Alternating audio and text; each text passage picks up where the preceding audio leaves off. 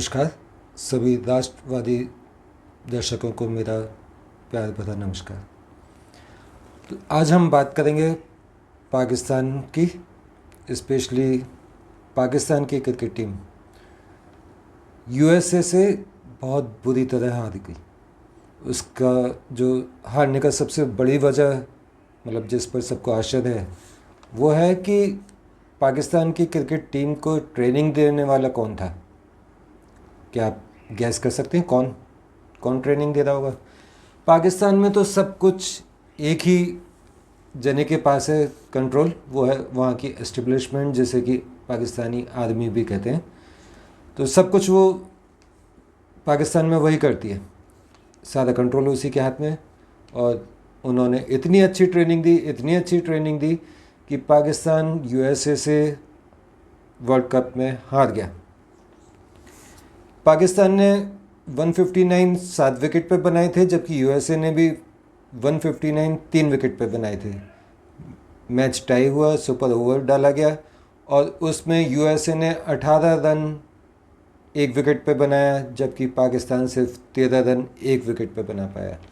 Man of the match Monank Patel को मिला, जिन्होंने 50 रन बनाए 38 बॉलों में। गुजराती हैं लेकिन एनआरआई हैं। दूसरी खबर, प्राइम मिनिस्टर हैं शहबाज शरीफ, वो चाइना गए हुए हैं और मुल्ला की दौड़ मस्जिद तक।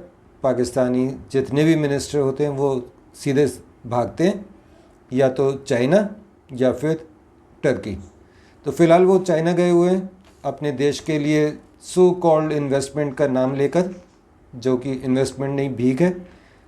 और ख़ास तौर से सीपीसी का जो कॉरिडोर है चाइना का, उसको कंप्लीट करने के लिए।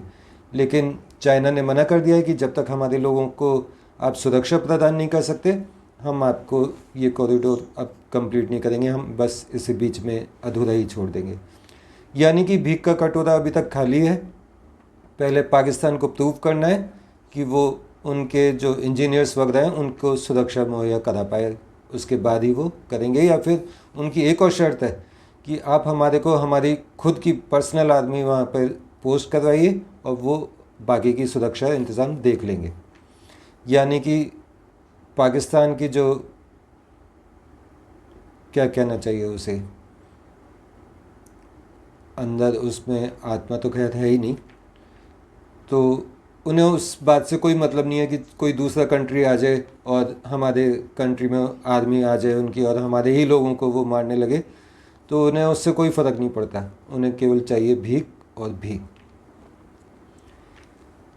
तीसरा है एक और न्यूज़ कि इमरान खान कहने को तो जेल में बंद है, लेकिन कैसी जेल है, कैसा कमरा है उनका, वहाँ बड़ा सा एलईडी कलर टीवी लगा हुआ है, कनेक्शन है, केबल कनेक्शन, जिम के सारे इक्विपमेंट्स हैं, पर्सनल किचन है।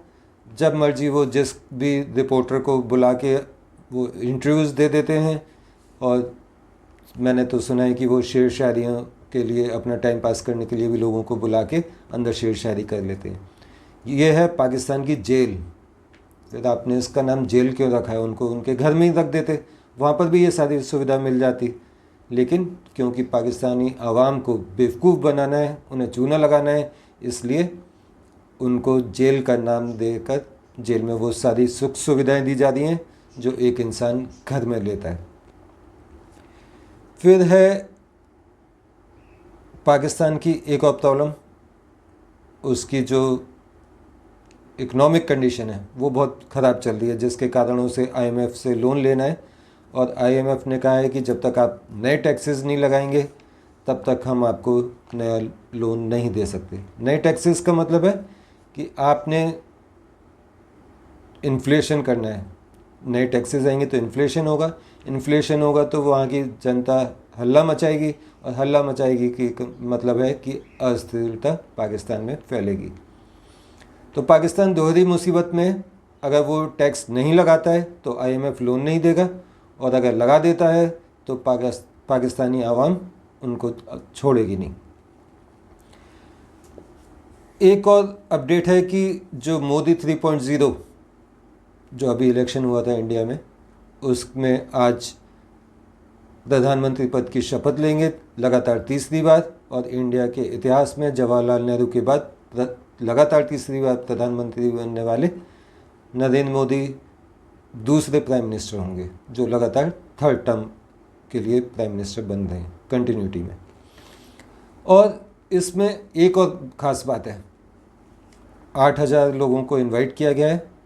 कुछ पड़ोसी देशों के जो हेड्स हैं उनको बुलाया गया है, जिसमें बांग्लादेश, भूटान, नेपाल, श्रीलंका, मालदीव्स ऐसा देश जो इंडिया आउट कहता था उसको भी बुलाया गया है, लेकिन पाकिस्तान से किसी को नहीं बुलाया गया है ना। ये एक अलग दूसरे तरीके की गवर्नमेंट जो मालदीव्स को तो माफ़ कर सकती है लेकिन पाकिस्तान को नहीं।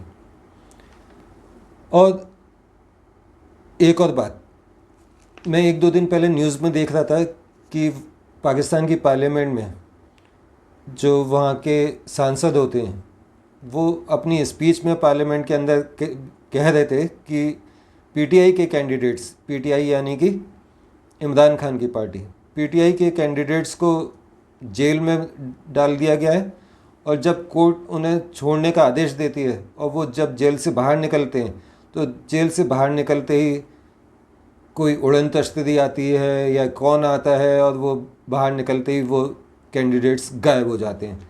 इसकी जांच की जाए। उड़न तश्तरी तो खैर नहीं आती होगी और हम सबको मालूम है कि वहाँ पर पाकिस्तान में कौन किसे उठाता है, किसे गायब कर देता है। अभी हाल ही में POJK में जो आंदोलन चल रहा था उसमें एक बहुत मशहूर शायर थे वहाँ के, और उनकी एक शायरी थी कि उन्हें मैं अच्छा नहीं लगता, इसे उठा लो, ये औरों से जुदा है, इसको उठा लो, जिन्हें हमने उठाया था ये उनसे कुछ अलग सोचता है, इसे उठा लो। उस शायर को भी इन्होंने उठा लिया और जेल में डाल दिया, जिसके ऊपर काफ़ी हंगामा हुआ। घर वालों ने इस्लामाबाद की हाई कोर्ट में केस डाला, तो जब जज ने पूछा कि भाई कहाँ है वो शायर, तो इन लोगों ने कह दिया कि वो तो POJK की जेल में है। घर वाले जब वहाँ पर जेल पहुँचे POJK की, तो पता चला कि वो तो वहाँ है ही नहीं, वो दूसरी जेल में है। और इस तरीके से उनको भटकाते रहे और फिर जब दोबारा से हियरिंग हुई इस्लामाबाद हाई कोर्ट में, तब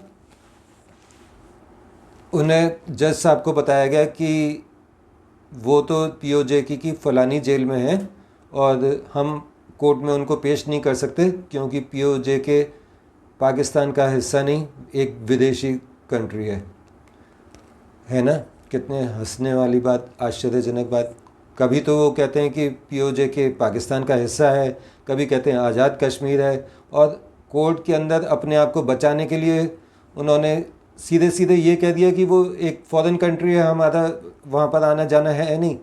जिस पर जज ने उनसे पूछा कि अगर वो फॉरेन कंट्री है तो आपकी फ़ौज वहाँ पर क्या कर रही है, सारे बॉर्डर पर वहाँ के सारे बॉर्डर पर पाकिस्तान की फ़ौज क्या कर रही है, अंदर कैंटोनमेंट बोर्ड एरियाज़ हैं वहाँ पर आपकी फ़ौज क्या कर रही है अगर विदेशी धरती है वो तो ऐसे हैं पाकिस्तानी लोग जो अपने फ़ायदे के लिए कुछ भी बोलते हैं, कुछ भी करते हैं। लोगों की आंखों में धूल झोंकना इनका काम है और ये करते करते इन्हें इतनी आदत पड़ चुकी है, ये इस काम में इतने एक्सपर्ट हो चुके हैं कि ये झूठ भी ऐसे बोलते हैं जैसे सच, और सच तो ये कभी बोलते ही नहीं है, इसलिए पता ही नहीं है कि सच कैसे बोलते होंगे। मतलब जब सच बोलने की कोशिश करेंगे तो शायद मेरे ख्याल से तो ऐसे ही लगेगा कि ये झूठ बोल रहे हैं। इनका झूठ ही इस तरीके से बोला जाता है कि सच बोल रहे हैं। तो आज का वीडियो मैं बहुत शॉर्ट वीडियो बना रहा हूँ क्योंकि मुझे इंतज़ार है श्री नरेंद्र मोदी को तीसरी बार शपथ लेते हुए देखने का। आज इंडिया और पाकिस्तान का मैच भी है, तो हम देखेंगे, मैच नहीं, live telecast of oath taking ceremony of Shri Narendra Modi. जय हिंद, जय भारत, नमस्कार।